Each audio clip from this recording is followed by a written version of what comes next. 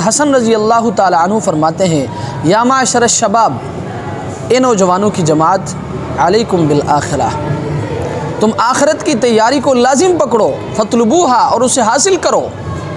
फ़कसीरन रअयना, हमने बहुत सारे ऐसे नौजवानों को देखा है, मन तलबल आखिरता, जो आखिरत के तालिब होते हैं, फ़अदरकहा मअद दुनिया, अल्लाह तबारक व तआला ने आखिरत के साथ उनको दुनिया भी अता फरमाई है।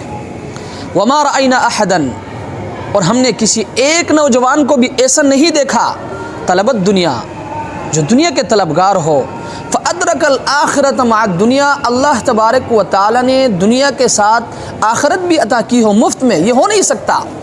जो नौजवान दुनिया का तलबगार होगा, अल्लाह तबारक व तआला दुनिया अता फरमाएंगे, लेकिन आखिरत में कुछ भी नहीं होगा। लेकिन जो नौजवान आखिरत का तलबगार होगा, अल्लाह तबारक व तआला आखिरत के साथ उनको दुनिया भी अता फरमाएंगे।